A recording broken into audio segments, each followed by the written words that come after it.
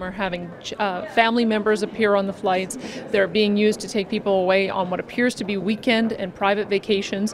This is not how these government aircraft were supposed to be used. And we've come to the conclusion the only way to stop the abuse is to sell the planes and use commercial flights and charter aircraft and save some money.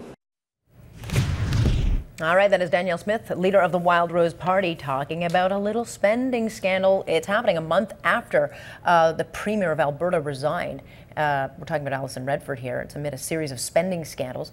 And it's back in the spotlight because Alison Redford apparently took her daughter on 50 tax-paid flights, including a long weekend to Jasper at the height. We're talking at the height of a cleanup effort for the 2013 floods. How's that for optics? Lauren Gunter joining us. This scandal just will not go away, and I suspect, and we've talked about this before, Lauren, we said the headlines will keep coming out. She may have stepped down from Premier, but there's going to be more and more coming up. Absolutely, and you know, the media and the opposition are doing a very good job of finally figuring out that Alison Redford, Princess Alison, had a very imperial attitude towards taxpayers' money. You know, on one of the trips that have just been revealed in the last 24 hours, she and her daughter, along with one of her daughter's friends, and the family nanny, flew to Jasper for a long weekend. As you said, at the height of the emergency in southern Alberta following last year's devastating floods. And what's more offensive to you, Lauren? Is it the fact that the nanny and the taxpayer dollars, all these flights, or the fact of when they did it, as so many Albertans were suffering there at some fancy-dancy lodge? It's also offensive. It's hard to know which is more or less offensive. I mean, it really bothers me that when all these thousands of Albertans were living in temporary housing, that the Premier was lounging around at the Jasper Park Lodge, which is an absolutely fabulous hotel in the Rockies. It's a beautiful spot. You know, and it's also potentially offensive that all that was paid for on the taxpayers' expense, which really amounts mostly to a family vacation. The manifest on the plane says that she was going to meet with government officials, but neither Dave Hancock, the new Premier, nor Redford will now talk to media about who it was that she was alleged to have met with during that period. So it's left, Albertans are left with the impression that this may have been a family vacation for the Premier and her daughter's friend, and the nanny. You know, and the thing is, the rules are clear. The Conservatives got into trouble in 2004 with their misuse of this fleet of 4 government aircraft. Yeah. And in 2005, the Auditor General said, look, you need to have new rules, and the rules should be that only MLAs and ministers get to use the plane, and spouses occasionally if they have been directly invited to an official event. Well, that doesn't include daughters. That certainly doesn't include daughters' friends, and it doesn't include daughters' nannies. I mean, this was a blatant misuse of the government aircraft, even if it was totally for meeting government officials. Sure.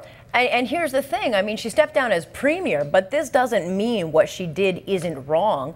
I think there has got to be some kind of consequence, because I don't think the PC party can turn the page on this. It's just going to stick with them. So does she now have to sit as an independent or resign?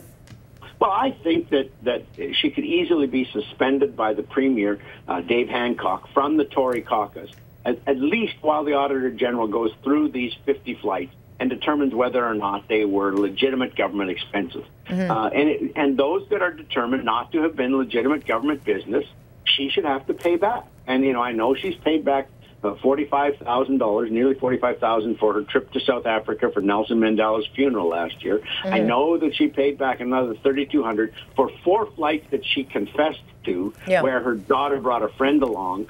She confessed to those in March. But now it looks like a very much bigger. It looks to me as though the Premier thought that these government planes were basically her personal airline, and she could fly her daughter around anytime she wanted to. I made a mistake in a column this morning, said that the daughter was flying on average every 10.5 days.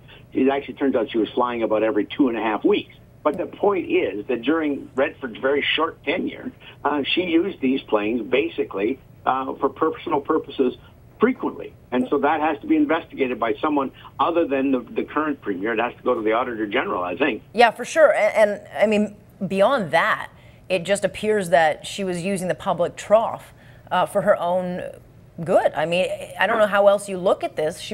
Either she was completely oblivious to the facts getting out. I mean, I don't know how she thinks opposition works, but either she thought, I'm not going to get caught, or maybe she doesn't care.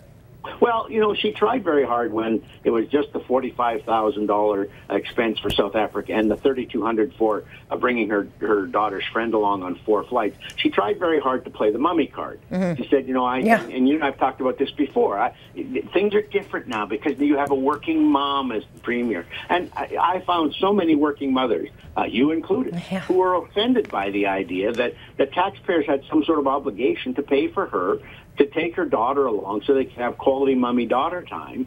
All sorts of tens of thousands, hundreds of thousands of working mothers in Alberta don't have that luxury. And so, she doesn't have a very good grasp of what's appropriate and what isn't appropriate. I mean, since she resigned, of course, we've learned that she was having a penthouse built for herself near the legislature. It just never doesn't seem to have been any clue in on her part that of what was appropriate, what a premier gets. She just seemed to think that anything she could dream up, the taxpayers were obliged to pay for. Yeah, and I suspect that we haven't heard the last of the headlines. I suspect that there are a few more investigations going on as to what else she may have been spending on. So I think we're going to continue to hear more. If she has to pay all this back, that's a pretty hefty bill. Yeah. It would probably consume most of what she made during her 2.5 years as premier. I mean, and she's not a rich person. This is not a person who came to public office with a personal fortune behind them. Yeah. She has what she makes now as an MLA and what she was making as the premier, and I think that's about it. Now her husband is a lawyer, works for the federal government, so they would have some family money, but they're not wealthy people. Yeah. Well, interestingly, and maybe she can get some legal advice from her husband. I think she might need it. Lauren, we'll leave it there.